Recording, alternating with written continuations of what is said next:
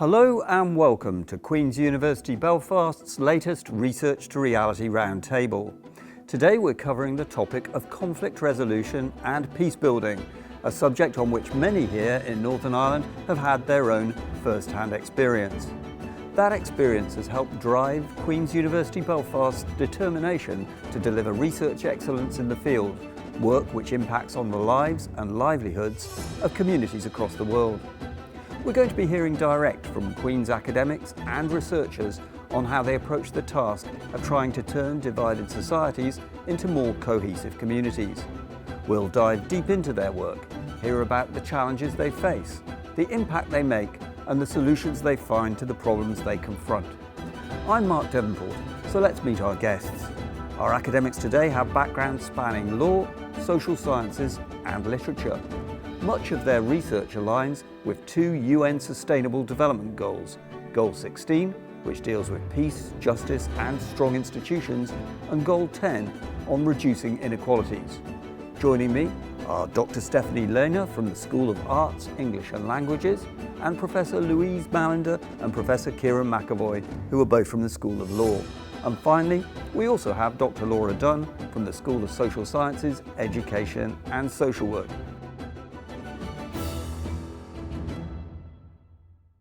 Starting with you, Stefanie, unlike the others, you weren't an undergraduate here, you aren't from Belfast, you're actually from Germany. What route took you to Queen's University? I am indeed, Mark. I am from Berlin originally, and after completing my PhD at the University of Edinburgh, I came here in 2012. I think it was perhaps witnessing the fall of the Berlin Wall when I was 13 that made me specifically interested in the way that social transformation as well worked and the challenges of reunification that I was witnessing at the time as well.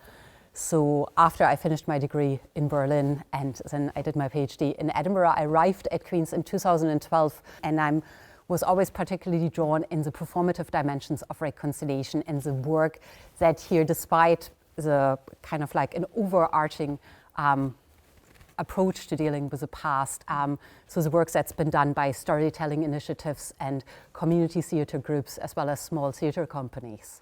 So, I mean, that's a fascinating personal journey because whilst obviously the issues in Northern Ireland are very different from the issues of the Cold War, I suppose it did have an influence in as much as people thought something that we thought at one stage would never change, the Berlin Wall, did change, and then people in Northern Ireland started thinking what could maybe change in relation to the Troubles, which at that time people thought would just go on and on. Absolutely. So it is ultimately then dealing with the transformation and allowing people different means and ways to deal with the past. And in Germany, that's been obviously dealt very differently to how it has been dealt here. And when we think about conflict transformation and specifically reconciliation, we often think about it in relation to specific performative gestures. For me, it was really seeing people on the Berlin Wall embracing each other, complete strangers coming together, or the symbol of the handshake again. So those really symbolic performative gestures which kind of then speak to wider ideas of reconciliation. Well, we'll come on to some of the more detail about the literature and the drama that you've been studying later, but let's go on and meet the rest of our guests. Louise Mallinder, not quite as long a geographic journey to get to Belfast, but when did you first get to Queen's and how did that influence that sort of time and place when you were here? How did that influence your work then? Sure, I came to Queen's and to Northern Ireland in September 1998. From the south of Ireland? From England, from actually. England. Yeah, I am from the south of Ireland. My parents moved to England when I was 8. And so I think part of my interest in Northern Ireland comes from that I'm both Irish and British, and my family kind of spans both islands. And growing up in England and being aware of the Troubles, but being removed from it was always something that made me want to understand the place more and understand how it shaped people's attitudes to the various parts of my identity, I think, as well, the different islands I'd lived in. And that was quite a time to be here, 1998, obviously the year of the Good Friday Agreement. It was. I mean, I think as an undergraduate student, it was a fabulous time to be here. Belfast was alive and full of optimism, and it was a joyful time, I think is how I remember it. But I think academically, as a student at Queen's who was studying economic and social history and politics, it was a fascinating time to think about some of the issues I was exploring, like power sharing, you could see the real world implications of it around it, and how different tools that people design in terms of law or policy can try and be used to help bring a divided society together.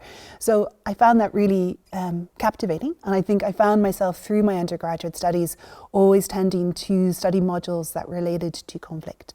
And some of that was about Middle Eastern politics, and so through Queen's I had the opportunity to go and do volunteer work in the West Bank for a period of time as part of my undergraduate dissertation research. And then I studied in Canada as well, and I learned about Quebec and different attitudes in Canada about the state. And then I took a year living in Brussels, and then I came back to Queen's and did a master's in human rights law. And it was really through that program I learned about the international law and human rights generally, but I tended to specialise in modules relating to conflict resolution and conflict regulation.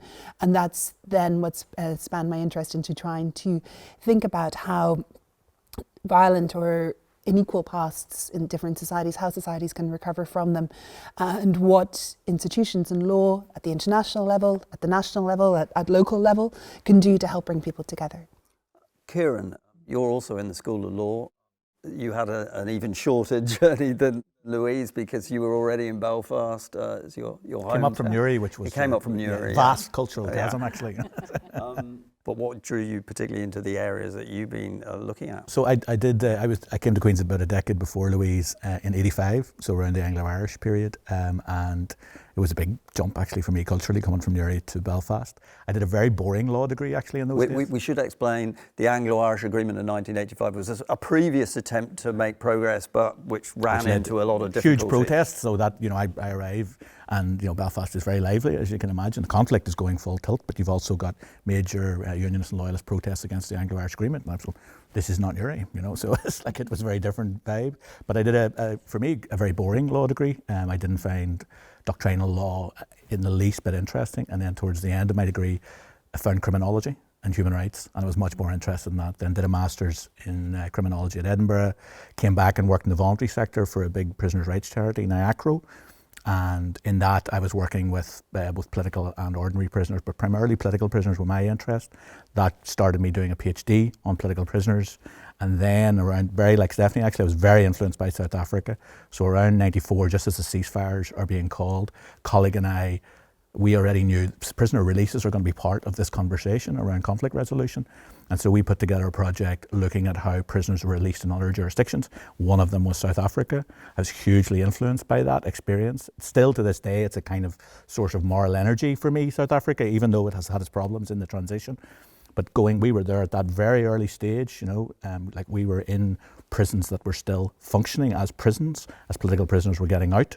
And so for me, like this was I think I'd found my space, that relationship between law, criminology and real politics, and still doing the same thing 30 years later. Yeah, and so that's really an area where you were kind of dealing very much hands-on with, as you were saying, in NIACRO, that's the care and rehabilitation of offenders, so you were dealing with individual prisoners who'd come out of jail, but then you were also able, I suppose, to extrapolate more widely to how this problem should be dealt with here in Northern Ireland and elsewhere. Exactly. So two things I think influenced me hugely about South Africa. One was the prisons and prisoner releases as part of conflict transformation.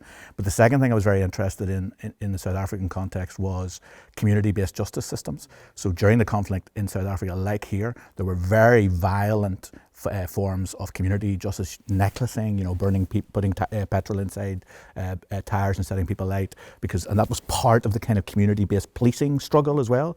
So I was very influenced by that. And then subsequently, when in the mid-90s, colleagues and I started dialogue with the Republican movement around finding an alternative to punishment violence as part of the transition. So punishment violence continued after the ceasefires because they were cessations of military, not policing operations, as termed by the Republican movement. And so again, South Africa was hugely influential on me because we carried stuff back. This is how in South Africa they tried to challenge those embedded cultures of violence in local communities that had arisen directly as a result of the conflict. So again, transferring those ideas and adapting them to the Northern Ireland context. Now, Laura, you were then a neighbour of Kieran's. If he was in Newry, you were just on the south side of the border in Dundalk. But what brought you north as opposed to maybe going south to an institution in Dublin? Well, I grew up in a border town. I grew up in Blackrock, just outside Dundalk, although worlds away from Newry in many respects. So as a young child, we travelled up and down to the north for various reasons, and you were used to the checkpoints and the high levels of security. But I suppose when we went to visit Belfast as young people and students, there was something quite alive, not least the music scene, which I really, really loved. And then some friends of mine went to study at Queen's, and I visited Queen's a few times, and realised that this was a really interesting place. And growing up in a border town, you wake up every day in that era to the news every morning. Shopkeepers being asked to return to, their units. People being told there's a security alert in such and such an area. Schools are closed. There was disruption and sadness on an everyday basis. And I suppose I didn't really have that in my sights as, a way of making a career and living and working. But I did sort of fall in love with Belfast. And I came here as an undergraduate in 1992. So things were by no means settled at that time. But the community around the student area was absolutely marvellous. We really did live in a bubble around the campus. And we had some wonderful academics who were working in, my degree was psychology, and we had academics working in things like social psychology and looking at identity and things like that. So I really was interested in behaviour. And interestingly, one of the modules I did in my first year was social anthropology, and I didn't actually know what it was until I went to my first few classes. And I remember thinking, I could really pursue this. But I parked it up and I thought to myself, no, psychology, that's the way for me to go. And I did. And I don't regret that for a moment.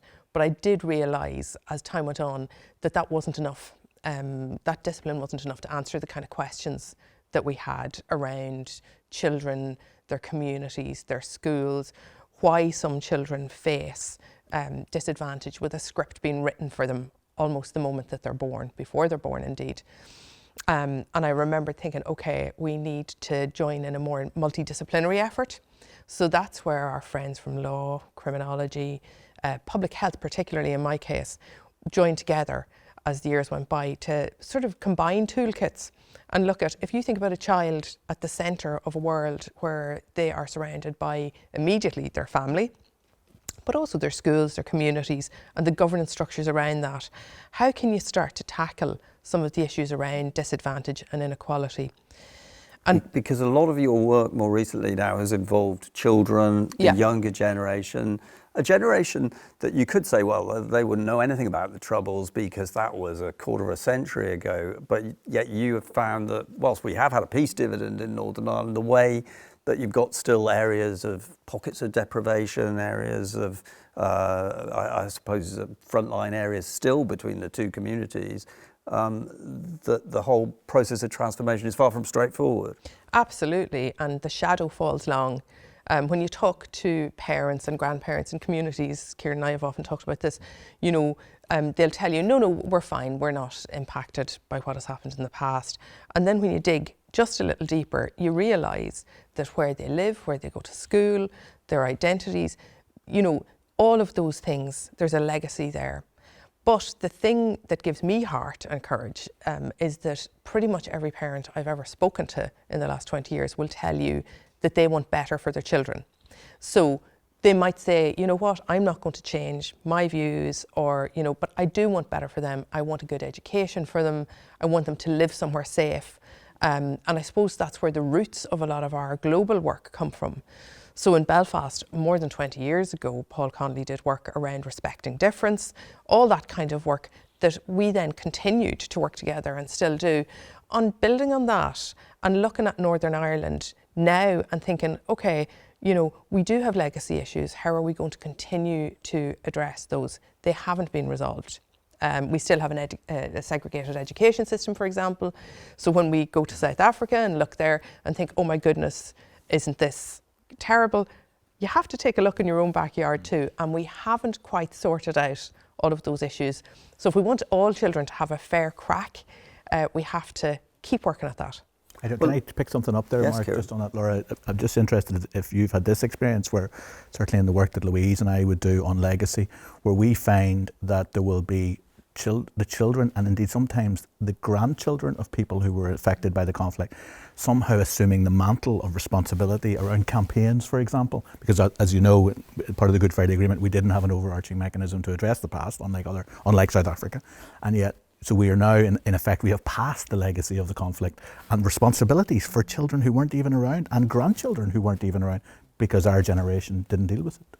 I think that's fair, I do. And again, when you hear grandparents and parents talking like they feel they haven't passed this down the line, but they have, because when we talk to our young people, we do a lot of work in the innovation zones in Belfast. I'm a deputy director of that. Now tell me exactly, what are our innovation zones, just for those who Yeah, who so don't the know innovation zones are centred around communities in Shankill and Colin. So they're very different areas. But deprived areas on either side of the community some of the line. most deprived areas in Northern Ireland.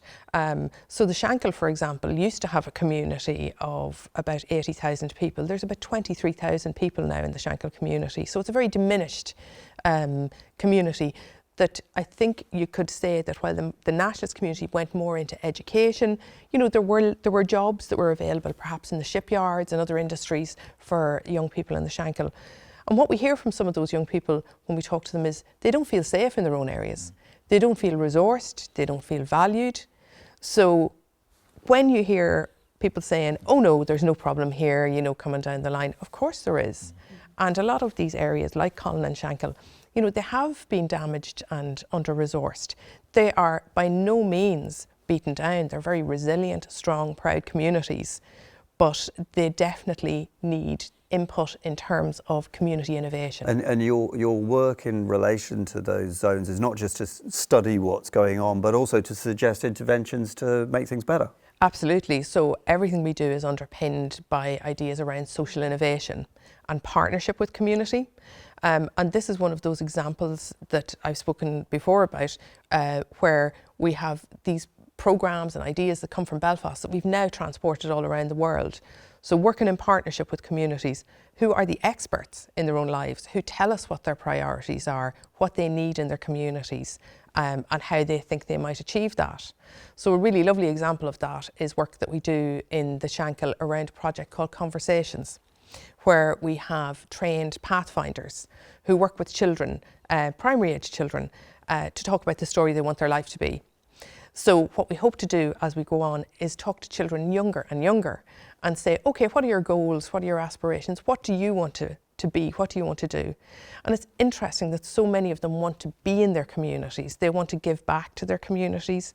They strongly value their families, their friends, but it's about building that aspiration from an early age and making those goals available to young people. Stefanie, the kind of work that you and your colleagues have been doing is looking at the creative arts, literature, drama, film. Now, people might say, well, look, that's completely different from what Laura's talking about, but a number of those works of art that have come out of this society have actually really shone a light on some of the conditions. I mean, I think like the book Milkman that won the Booker Prize, which gives a real insight into issues such as the kind of claustrophobia and coercive control that goes in some of these, or that went on in some of those areas that were most affected by the Troubles. And I mean, obviously authors write about lots of different subjects, but it's a very important sort of lung for society, isn't it, the arts?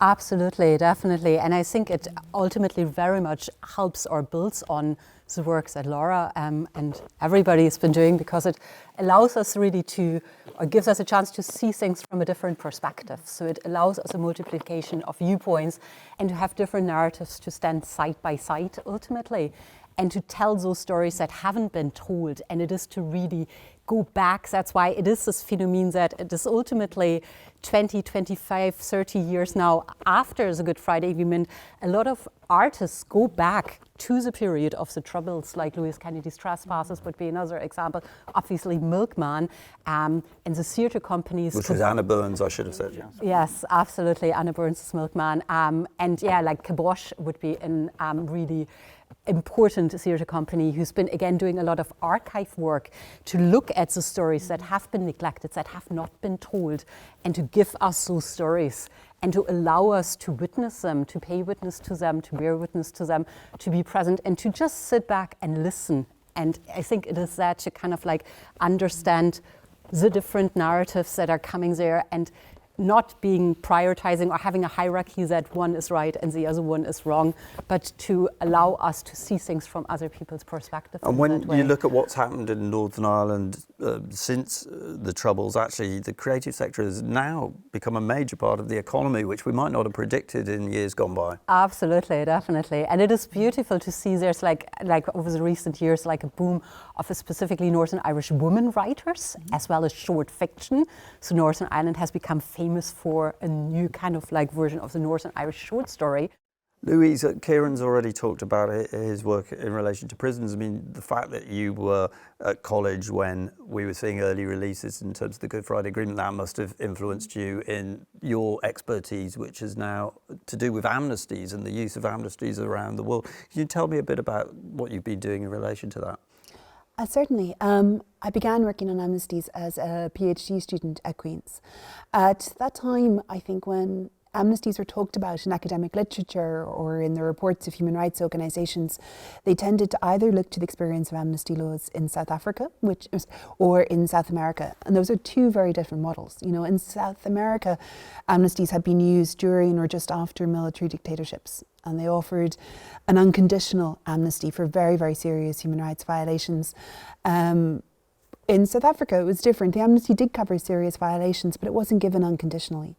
For people to be able to benefit from the amnesty, they were required to tell the truth about their actions and their involvement in them. Sometimes this is where the intersection comes, particularly between you and Kieran's work on legacy, because it was very much part of the whole business of truth and reconciliation in South Africa, but it's the early release scheme was kind of distanced from that in Northern Ireland. Mm-hmm. Yes, absolutely. I mean, Northern Ireland took a very different approach. But I think there's a number of things that I think are interesting for me looking back at those periods. I mean, today, when I look at amnesties, I've created an extensive database of almost 800 amnesties around the world. And what I see is a huge diversity in terms of how they're designed and how they interrelate with international and domestic law. But I think what's interesting is in South Africa, at the time of the transition, yes, they did have a comprehensive approach to dealing with the past. Parts of what was designed were not fully implemented. So there was meant to be prosecutions for those individuals who didn't apply for the amnesty or didn't tell the truth. That part was never really followed up, and it's only really been in the last couple of years that human rights campaigners have been able to push for the courts to reopen some of those cases. But I think also there was a sense of trying to build a common narrative of the past, a common understanding of what the past of apartheid was and what the shared vision of a future would be.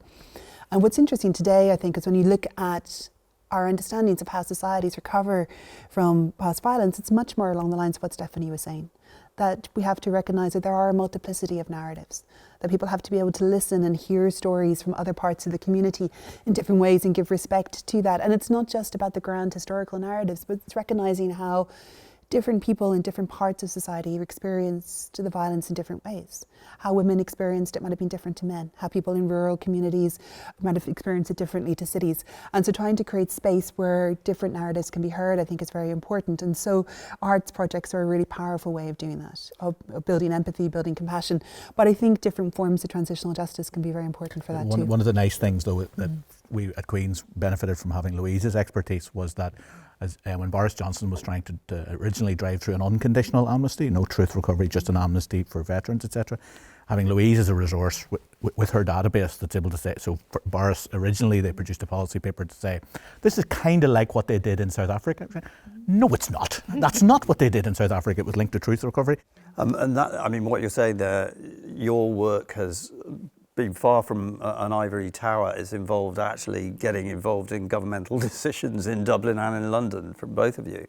Yes, very much so. I mean, I suppose, speaking personally, but I know Louise comes from a similar background. Human rights activism is kind of part of my DNA. Both of us have been involved with CAJ for years, the local human rights NGO. So if you... That's the Committee on Administration of Justice, yes, which is the primary human rights NGO here in Northern Ireland. So I suppose being an academic with an interest in activism here, a lot of Queen's has a long tradition of being involved with that NGO for probably 4 decades, actually, since it was set up. It was set up here in Queen's in the early 80s. And it was, distinguished former colleagues, now retired, who were involved in setting it up. So there's a long tradition of human rights activism as part of what the law school does at Queen's and what colleagues in the Mitchell Institute do. It's kind of, you're meant to do posh academic stuff, of course, that's your job. But like being if you're a lawyer with an interest in human rights, it's the right place to be doing actual activism. Louise? I just wanted to come back because you'd asked me about the early release scheme and how that influenced my thinking around amnesties. And I think firstly, we often in Northern Ireland, there's sometimes a language that conflates the early release scheme to an amnesty for people who committed crimes during the conflict. And for me, they're very different tools, because if you benefited from the early release scheme, you had been convicted, you had spent some time in prison. Whereas amnesties generally are about removing the prospect of criminal liability. So I think it's important to think about them in different ways. But I think what's interesting for me is when I travel to other countries, or when I travel to meetings with people working on international human rights and ideas of accountability for conflict-related offences, often there's a very one-dimensional thinking about those who are responsible for violence during conflict. They are seen as perpetrators. They are evil. They must be punished and removed from society in order for society to be able to recover. And I think Northern Ireland's experience provides a very different understanding of what went on. There were political compromises made here, and there were painful compromises for many people, but we have had a very long, enduring peace process, and I think the early release scheme was an important part of that. And so I think, although I find working on amnesties a complicated, morally questionable topic, I think I am very much informed in how I think about that by living and working in Northern Ireland since the start of the peace process and seeing how that has unfolded. But can I just pick up on one of the points that Louise was making there, Mark, around that the binary narratives of there are perpetrators and there are victims. So I've done a couple of books on prisoners and ex-prisoners, and obviously people who are involved in politically motivated violence were responsible for horrendous acts of violence. But in my experience, many of them also experienced victimhood. Indeed, many of them joined armed groups because of victimization of perhaps their community or their family. Many of them will have experienced, torture or ill treatment in custody, or indeed sometimes by their own organisation in terms of internal security and so forth. So the nice, neat black and white binaries, there are perpetrators and there are victims, it doesn't really work like that in the real world. And I suppose part of the work that I'm working on now is around how do we get armed groups to step up and take responsibility for past harms.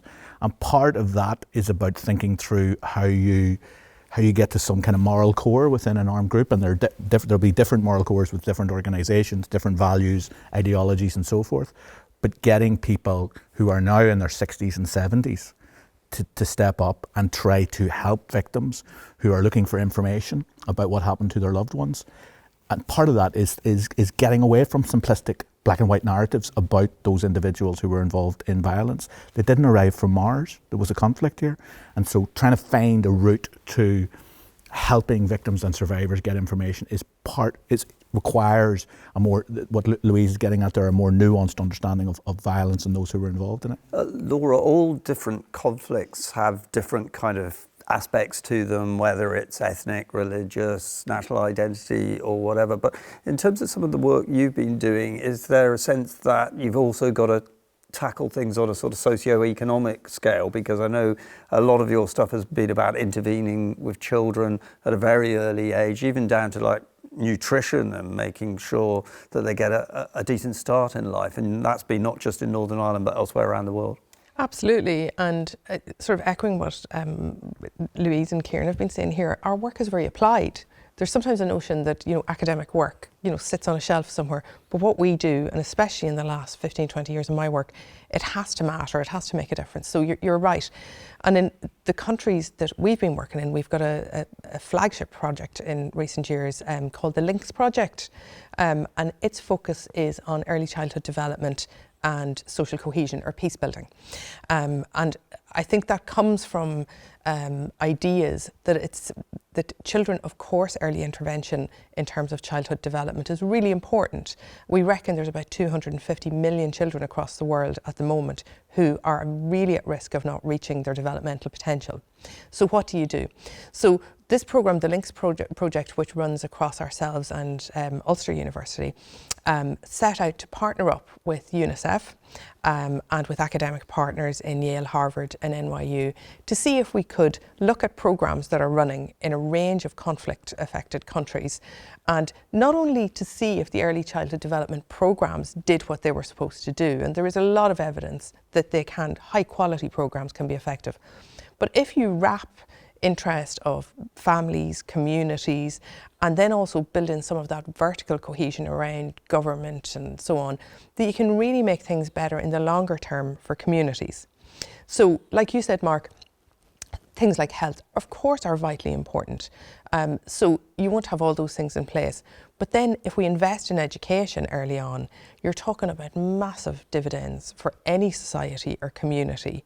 If we have, children who are educated, who can go on, to work and contribute to society. But again, that's where that holistic approach comes in, because, one particular discipline isn't going to solve that problem. So what we did in the Links project was we had 6 countries. We had Timor, Vietnam, Mali, Egypt, Kyrgyzstan and Tajikistan. And we identified programmes that UNICEF already had in place in those countries. And we had help from our friends here in Northern Ireland, Early Years, Northern Ireland, who've worked with children all through the Troubles and still do.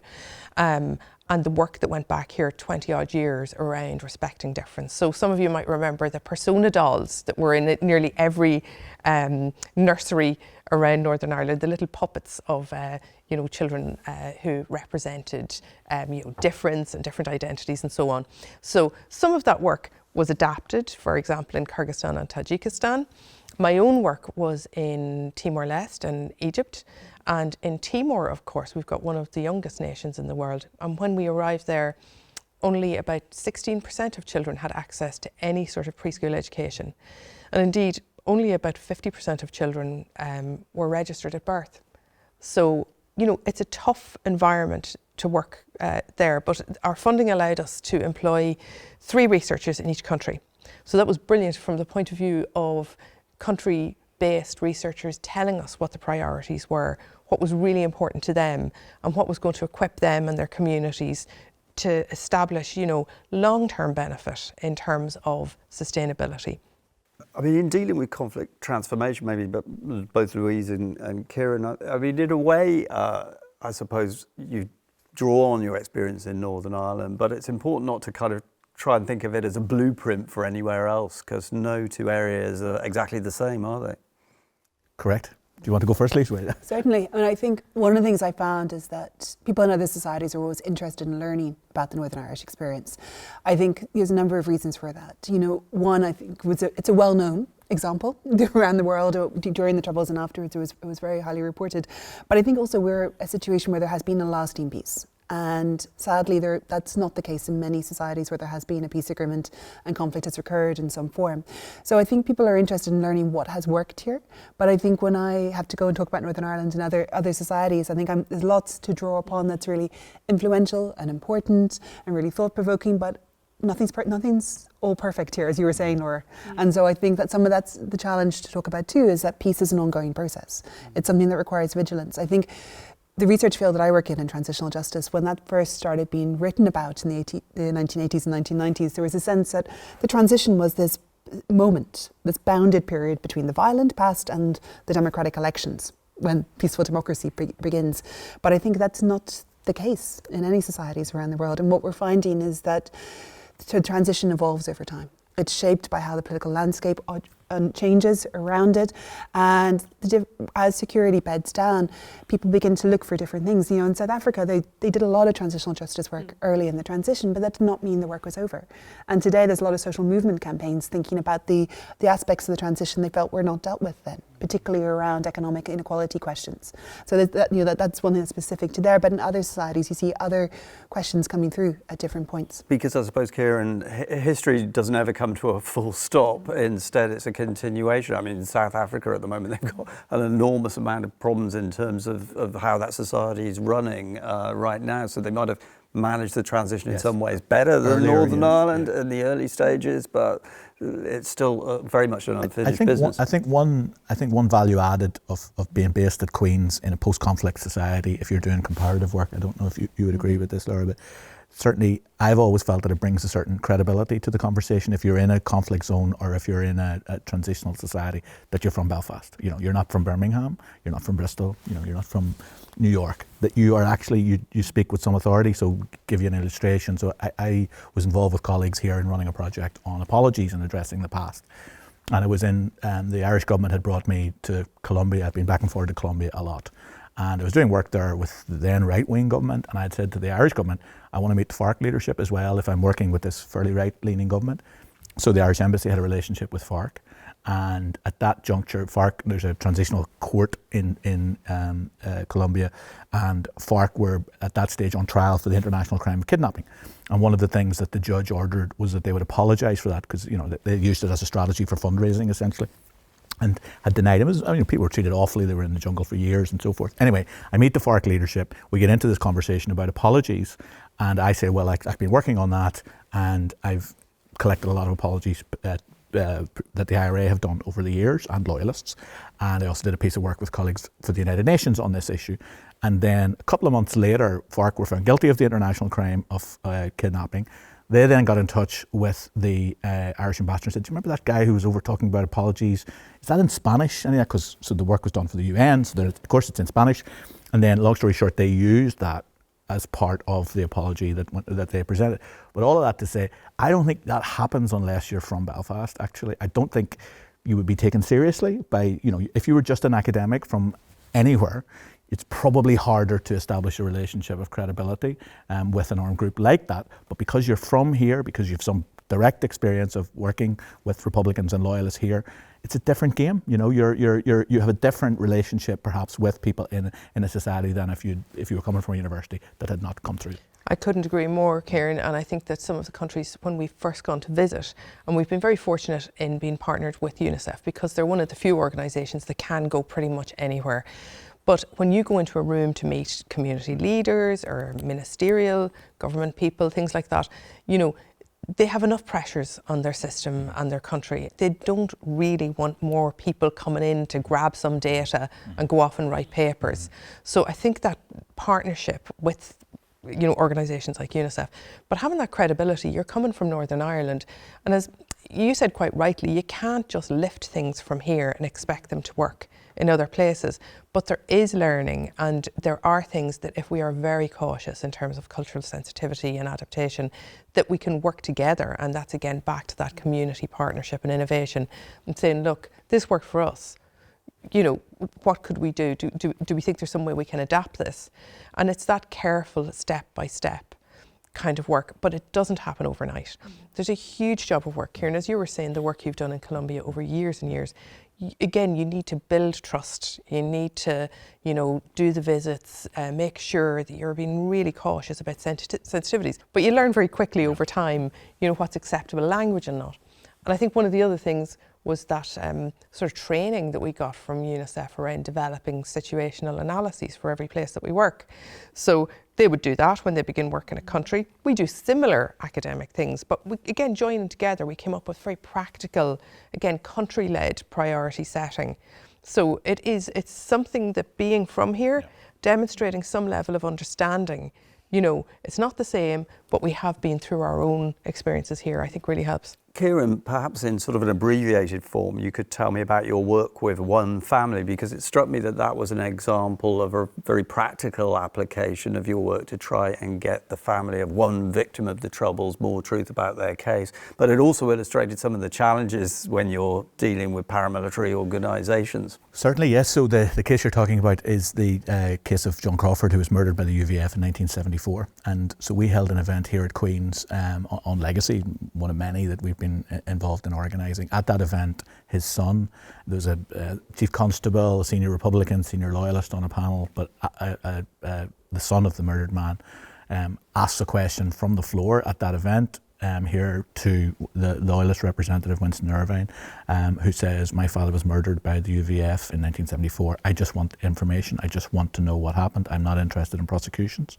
Mr. Irvine is on the panel, says he's too young, he wasn't around at the time. And he said, well, if I can help, I will. So long story short, a relationship evolves between the two of them, where Winston Irvine plays the role of the interlocutor into that armed group that killed this man's father. they come and see me as part of the process, and I help them to kind of frame it within the broader transitional justice world and so forth, write up the experiences in effect of that. But long story short, Paul Crawford gets from the UVF, the organisation that killed his father, a statement of acknowledgement. He's looking for certain bits of information about his father's murder, why he was targeted, certain details that are very important to him. And he gets it, and as far as he's concerned, he said it publicly, this brought much more closure to him and his family than all of the formal justice processes. So there'd been a trial, one person had been convicted of murder, there had been a police investigation, there had been an investigation by the Historical Inquiries team, a different specialist policing investigation, there had been an ombudsman report, there had been an inquest. So he'd gone through all of the panoply of options you can with the formal justice system. But ultimately the information that he and his family were looking for, the only people who could provide that were the people who were involved in the murder themselves. So it's an example of a successful mechanism that worked in that one particular instance. It required a lot of work, it required obviously political will and capacity on the part of the armed group. It required a lot of patience from Paul and his family as well. But as far as he's concerned, that worked. It might not work for everyone, but for me, that needs to be one of the suite of options that are available, that if we can be creative and find ways where you could get armed groups to step up and provide information in a context where they know they're not going to go to prison for doing that, then we have a moral obligation to try, and in that one instance it worked. More broadly, however, I think all of us need to be fairly cold-eyed in making assessments about whether or not people are serious. Whether armed groups are serious about going out of business, and also whether they're serious about stepping up in terms of addressing the past. And that requires a lot of things. It requires intelligence, obviously, from the security forces. We've used that throughout the peace process in terms of decommissioning and other bits where we were making determinations as to whether or not people were serious. I think you can probably make distinctions between different armed groups and different bits even of armed groups that are serious and others that aren't. So, you can't be naive about this kind of thing. But if, say, for example, in the legacy space, which is where I work, if, for example, you were saying, okay, well, there seems to be a seriousness of intent amongst the mainstream Republican movement, so people who used to be members of the Provisional IRA, and there seems to be a seriousness of intent from elements of the older leadership of the UVF, who may not have control over all bits of that organisation, but there's a seriousness there. You may not have that seriousness amongst the dissident groups. You wouldn't have it with the INLA. You wouldn't have it with the UDA, probably. They're too disparate. But for me, it's still worth trying to work with the bits where you can make cold-eyed assessments that they're serious, because the UVF and the IRA killed a lot of people. And so for those families who are affected by that, for me, it's worth trying, but not in any naive fashion, but making those kind of cold-eyed judgments about whether or not people are serious and whether or not they have the capacity to deliver.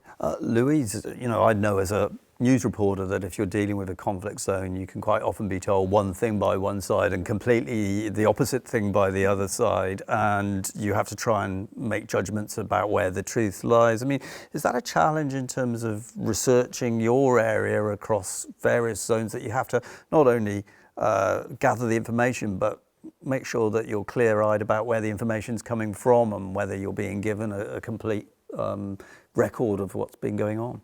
I have challenges trying to find reliable sources with grounded local information when I'm looking at countries all around the world. And what I'm trying to, sometimes I think what we see often today and in the past is that where conflicts are happening or where there's political crises within certain countries, there are often situations that dominate our news day after day, and situations where even though egregious things are happening, they don't attract the same level of international attention. At the moment you can see quite clearly the disjuncture perhaps between the very serious violence in Sudan or in Myanmar and what's happening in Ukraine and in the Middle East. And I'm not saying that to say what's happening in Ukraine and the Middle East is not important, but so too are the places elsewhere. And so I find with my Amnesties data, there are places where there were serious human rights violations for which amnesties were used, for which there is a multiplicity of reliable sources. You have a lot of UN reports, you have reports by leading human rights organisations, and you have considerable attention from international media writing in English. Other places, there's a lot less information. And so that can be a challenge for me. For some of the countries that I have data included in my database. I've gone and done fieldwork there. I've met people. I'm able to interview them and understand much more about the nature of the amnesty process and how it was implemented on the ground, and what the subtleties of the meanings are within it. In other cases, I know people who are involved in the mediations in different places. I can ask them to try and understand it. But I think where that's not possible, the best I can often try and do is to try and have a multiplicity of sources, to try and work through the different materials and to try and only include things in the data that I'm documenting where I have a certain degree of confidence in its robustness. I agree, Louise, and I think it can be tricky as an academic because you've got a world of information, and everything ranging from, sort of top shelf academic sources to the word on the street. And I think we are good at gathering all of that. Not trusting those dogs in the street. No, not trusting the dogs. But I think that we're good now. We've got some great techniques. We would use things like systematic review and meta-analysis to look at evidence from every possible source, including grey literature and stuff that's in the back of the file drawer and so on. But we're always, again, innovating, trying to find new ways of accessing how people think and feel. So one of the things that I'm quite excited about that we're working with the team at Yale University, with Catherine Panter-Brick there in the team, is it's called fuzzy cognitive mapping.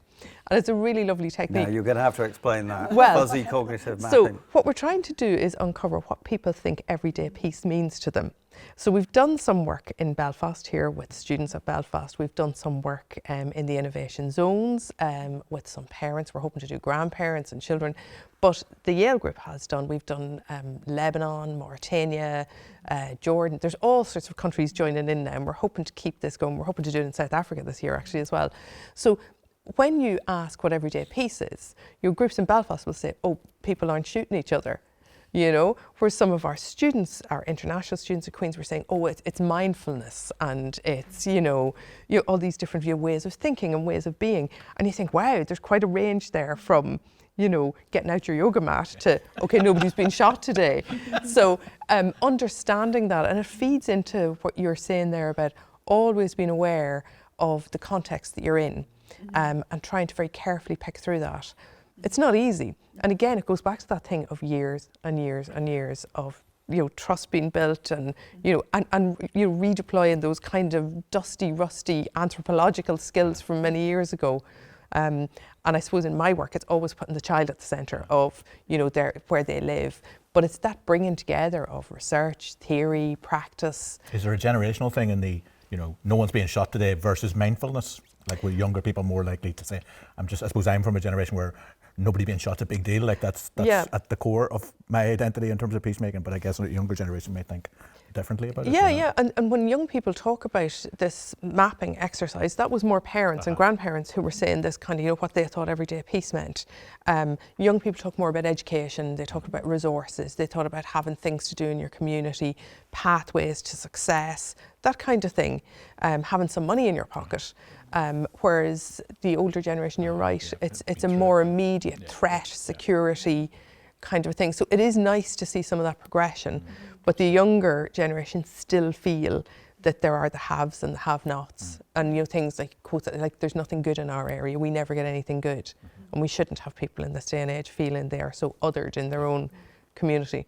It's interesting that, like, in lots of post-conflict societies, often people start with no one's getting shot. That's what peace looks like to them. Yeah. But as security conditions stabilise, then what peace looks like to them begins to change. You begin to think about, well, how do I live a more secure life in terms of inequalities, education levels? Well, how do I make the future better for my children? And so peace is never a static notion, I think. That's key, Louise. And the other thing, it's a quote, I think it was Antonio Guterres said, you can't have peace without sustainable development, and you can't have sustainable development without peace. And you end up going around and around the houses on that one. But it is true, and the more stable a community becomes, and the more, I believe, the more resource we put in as early as possible, the more of an even footing children are on, and the more chance you have of fulfilling your developmental potential and avoiding, sort of all those things of the past, and involvement in organisations that aren't going to get you anywhere in life. And Stefanie, I mean, I suppose theoretically you could have studied the literature of Northern Ireland sitting in some academic institution in Berlin or America or wherever else, but what does it bring to your perception that you're there teaching students from here, maybe who've also got interests? I think some of your students have gone on to be creative writers themselves, so what does that kind of bring to your understanding and that kind of give and go, as it were, between you and the students? Absolutely. I mean, it's such a privilege to be based here and to teach Northern Irish students, and I've really noticed, so I started in Queen's in 2012, the generations of students have changed notably, and then the way they engage with Northern Irish literature has really changed drastically as well. And it is, again, the relative safety, it is a safety and stability that we have nowadays too, which allows to really unpack, and we talked about that earlier, the idea literature is full of ambiguities. There's no clear-cut goodies or baddies in the good novels anyway. There is no clear perpetrators or victim. It puts the responsibility to us as readers, and it is really then our ability to respond to those works of art. And I've seen, again, the changes happening to students over time. I mean, I had examples where students had never heard of the name of Bois Sands before, which was a real shock, or they have no clue about the Good Friday Agreement either. They don't know what it means, what it stands for. So my teaching is very much about the kind of like immediate post-agreement literature, so 1988 onwards. And yeah, it's been really interesting to kind of like follow that. But I think it is this kind of unpacking of the kind of like, tricky, and it's a thorny still legacy that there needs to be dealt with. But I think literature allows us avenues to engage into debates in different ways. What does the rest of you think about that sort of intersection between your teaching and your research? No, I was just about to say a perfect illustration of what you're saying is, so as I say, my PhD was on political prisoners. I've written 2 books on prisoners, and my kids love Derry Girls. So do you remember the narrative around where one of the girls, his brother, is getting out around the Good Friday, he's a prisoner getting out of it. And so my son said to me, he's only, I suppose he's 10 at the stage, and he said, "So prisoners got out here, Dad, did they?" And I said, 2 books in your dad's study on exactly. So, yeah, they did. So he goes, "What? Why? I mean, if they did bad things." But it was Derry Girls opened that conversation in our house.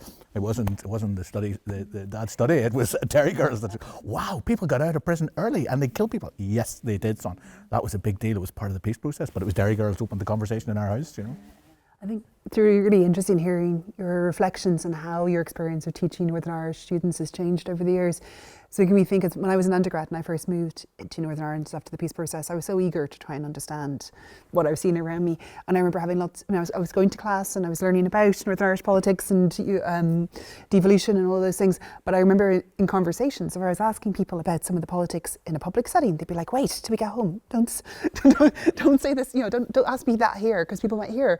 And so there was still a kind of a silencing in certain parts in public life about how you talk about things. And I think when I first started teaching Transitional Justice at universities in Northern Ireland, I found I'd always leave Northern Ireland to the end of the class, the end of the module. So you'd be teaching about South Africa and Sierra Leone and Timor-Leste and all these other places, or you'd be teaching about institutions like the International Criminal Court.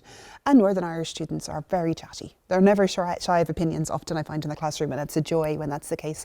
But I'd find when I got to the Northern Ireland at the end of class, they had all the tools, they had the knowledge, but sometimes they were more reticent to delve into it in the way they had done as a societies. They would all, many of them would opt for it in essays, and they would do it when they were writing, and they were curious and they wanted to know, but they wouldn't speak as openly about it in the classroom. But I think that has changed now. And so it's interesting for me is thinking about peace as a way to open up space for these different conversations, for different narratives, different experiences people had, and making people feel confident about how they can engage with it and with each other. Yeah, and equally, I am often quite taken aback with the perspective of my international students. So they would be in my classes and they would be asking about things like our segregated education system. And just when you think we're doing really well and we're making great progress, and they say, well, why are children not at the same schools? I say, well, you know, where do we start here? And I know it's not unique to here, but I mean, in some ways we feel like we've made great gains. We feel like we are coming some way along the road. And when you talk to people about how they think children should be, a bit like your kind of the conversation on the quiet, you know, people in public will say, oh yes, I think our children should be educated together. But then what we do is we send our children to different schools. So there is still a long way to go there. But the more, I think, and that's another advantage, and as you say, a great privilege to be part of a university where you can have those conversations now, build the evidence, you know, and teach from that, and, you know, hopefully inform policy through that as well. But I think we mustn't be afraid of that. And I think that fear is dissipating. I hope it is. And it should be the role of a university as a space to form critical discussion and to bring people together and bring different perspectives. And I think that's what we try and do, not just in our teaching, but in how the university operates and the types of conversations we facilitate on campus. Maybe just in conclusion, you can give me an idea of just what research you're doing right now and what's coming up next in your diary. Stefanie? I'm looking again at kind of like the queering of Belfast in particular. So there's been, thanks to Outburst, a queer theatre and performance festival, brilliant output by theatre companies. So I'm just writing on that at the moment. Okay. Last week I got to send off a journal article that I was co-writing with a friend, Anna Bryson, on reconciliation in Northern Ireland. So it's taking ideas from international human rights law and trying to think about what they mean for how the current processes that have been established in Northern Ireland to deliver reconciliation or not. And then I'm working on a book on amnesty laws, so that's ongoing, hopefully be finished later this year. And I'm co-editing an encyclopedia on law and peace as well. Kieran? Working on a book as well on called The Trouble with Truth with a colleague, Charles Lowther, hoping to finish that this year. And in about a month's time, I'll be doing a visiting stint at Harvard for 3 or 4 weeks. Hard work, but somebody's got to do it, exactly. Laura? Well, I am heading to Yale at the beginning of April for a few days, not a month, Kieran. I'm too busy to do that. I'm too hardworking to do that. So I will be going to join my colleagues there at the Jackson School of Global Affairs to join a workshop on peace building. So that'll be to forward the work that we're doing on what drives everyday peace. And we're also at the moment applying for some grant funding to carry on the conversations work that we're doing in the Shankill at the moment, and we're hoping to do that with colleagues in Stellenbosch in South Africa. So they're the two things on my main things on my radar at the moment. Laura, Kieran, Louise, Stefanie, thanks very much for joining me and telling me about your work. It's been fantastic hearing about all the difference that these academics and researchers are making around the world. This has been the Queen's University Belfast Research to Reality Roundtable, and thank you to all of you for joining us.